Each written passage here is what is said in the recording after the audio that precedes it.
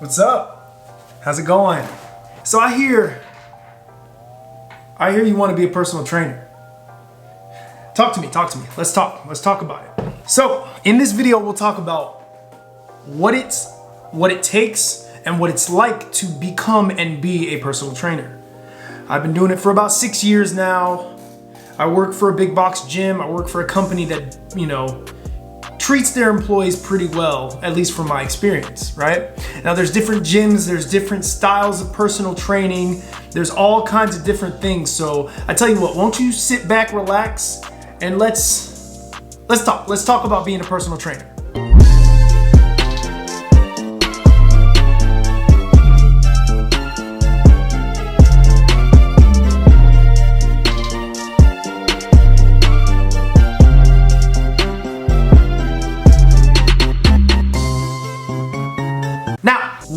Why do you want to be a personal trainer? There's many reasons why somebody picks this profession, okay?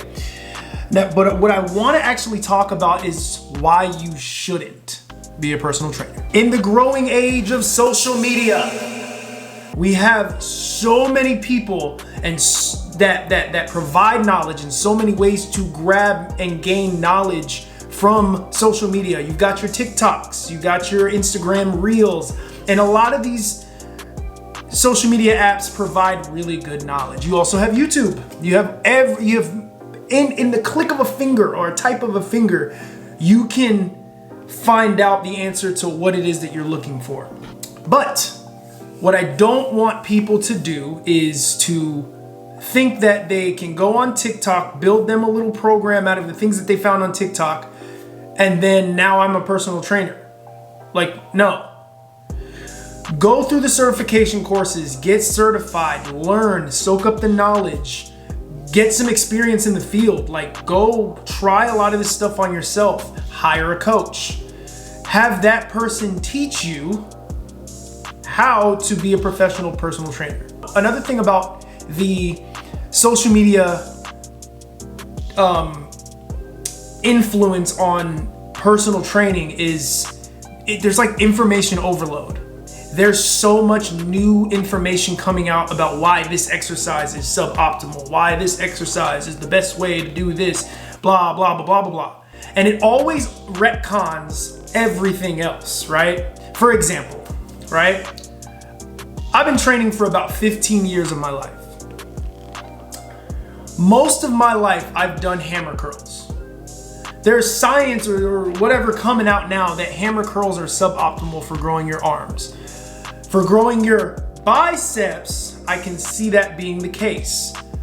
Still not. But for growing your arms, the brachialis is part of your arm. It's over here on this side.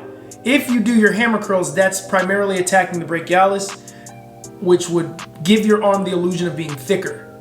Why would I not do that? Can somebody please tell me? Anyway, I don't know. At the route this is going, they're gonna say squats are terrible for your legs. You know what? You know what you shouldn't do to grow your legs? Squats. Like, bro. Anyway, I digress. Don't just get your information from TikTok, build yourself a program, and then now you're a personal trainer, and now you wanna go train people on the side. Like, that is not the way to do it. I think you need to hire a coach. At least once. I had one. Shout out Coach Jose, and Joe Lazar. Also go through the certification course. You'll learn a lot. Or if you're currently studying in university, either kinesiology, exercise science, all that stuff like that, that's actually a good way to go as well. Once you finish though, it's tough to grow an online following and really grow a business online if you don't have a large social media presence. I've found, and I know some people that are super close to me that have had the same issues. So my advice, don't have to take it. You can do whatever you want to do, like the Hodge twins say. Do whatever you want to do. But I think that it's best to work in a gym first. Learn the business, learn the way to gain clients. Then you can take all of that knowledge and then apply it to your online business if you do so choose to do that. I work for a company that when it comes to personal training, it's pretty lucrative, if you will. I'm not saying I make the most money, definitely, I'm not saying that, but you can, and here's why. They don't pay you hourly like a lot of these other gyms do. I've actually worked for 2 gyms. The first gym I worked for paid you hourly and you were capped out at a specific amount of money. Not a specific amount of money, capped out at a specific amount of hours, which would significantly impact your income. This company that I work for, I'm not gonna put their name in it because, I'm not gonna do that. The company that I currently work for, they don't pay you that way. They actually pay you per session, and like you get commissions on the packages you sell, so on and so forth. Although I will say this, guys, essentially it is a sales job. You are selling yourself, but when you're trying to make money, a lot of times you are selling. But it's a sales job. You're selling yourself, but if you have the knowledge, you'll do really well because you're not just selling BS. You are trying to get people to their goals. You're helping people. Really is where we're getting at, but you do have to learn the art of selling. And I'm sure any of you other personal trainers, if you are currently a personal trainer, I'm not talking to you. I'm talking to the young people that are coming up trying to look for this as their profession. Like they want to get into this field, into the fitness industry, and go from there. But if there is a personal trainer out there, you could probably vouch for me. If you've worked in a big box gym, you know what I'm talking about. But you should definitely work in a gym just to get your feet wet, learn the ropes, learn how to program for somebody, because that's pretty hard too when you're first getting into all of this. And then also, please understand how to progress and regress a client. Holy shit, that scared the fuck out of me. Hold on. Anyway, learn how to progress and regress a client, okay? You are not gonna have you're not always gonna have your ideal client, okay?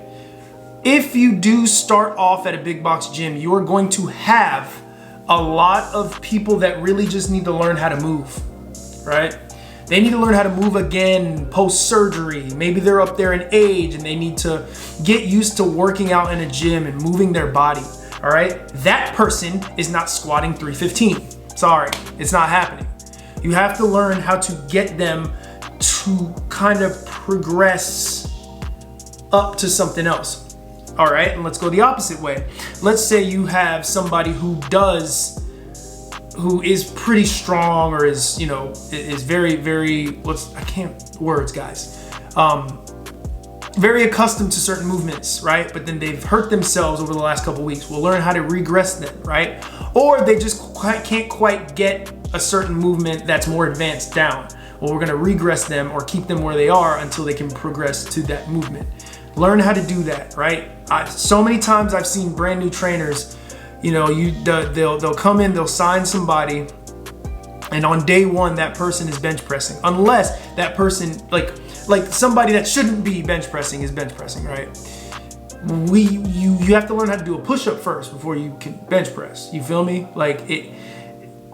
You have to be able to, the form of a push-up, yes, most people can do that and you could probably bench press as well. But if you can't do a push-up, if you can't push your body off of the ground, how are you gonna push significant amount of weight off of your chest, right?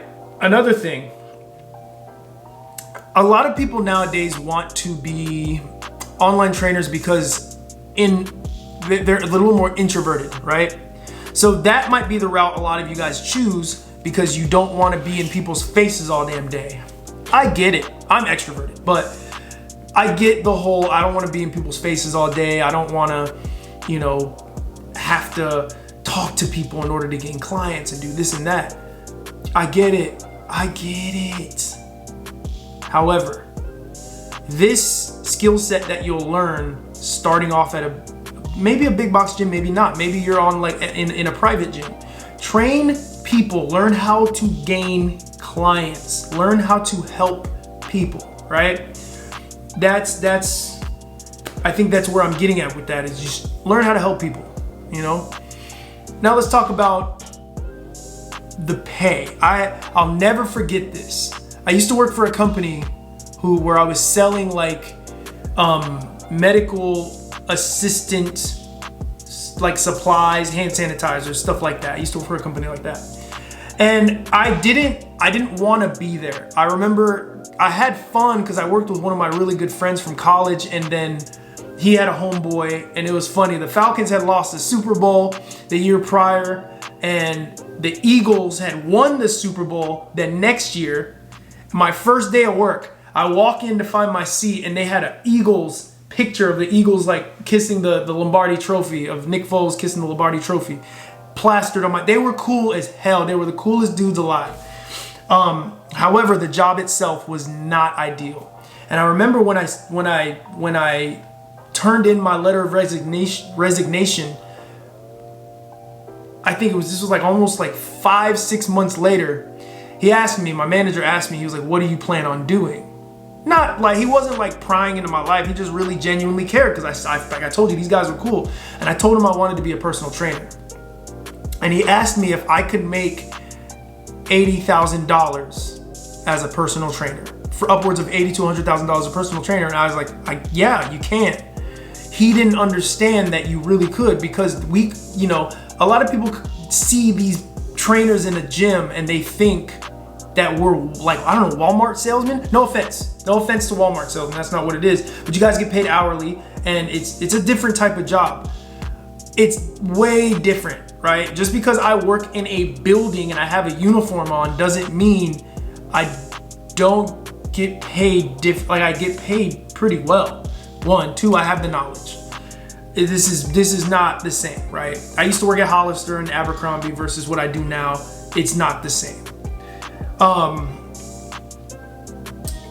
And my first year at my job, I made $80,000. So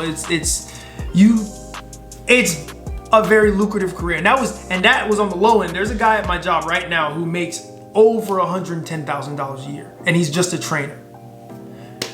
Hell, shoot, if you work at a good big box gym, you can even get up into management and do stuff like that. There's different possibilities. But what the core of this video was to help you guys understand what it entails, what you can look forward to doing. Another thing before I get off, rejection is real, y'all. Men or women. I know men, we face rejection a lot more than women do. That's facts. Don't argue with me, argue with your mama. But in this job, as a woman or a man, you are going to get rejected. You have to learn how to shrug it off. You have to learn how to shrug it off. It's gonna get you. You're gonna win some, you're gonna lose some. But you need to be able to turn these L's into lessons. Anyway, guys, that was the video. I don't want to be on here rambling a lot. I just wanted to make something quick for you guys and help people who need it out. Guys, if you liked the video though, and you want some more advice on personal training, I'm still gonna be doing my football videos. We got a lot going on. Please hit the subscribe button. Let's get growing. And if you are a loyal family member, you already know what I'm gonna say. I mess with y'all the long way.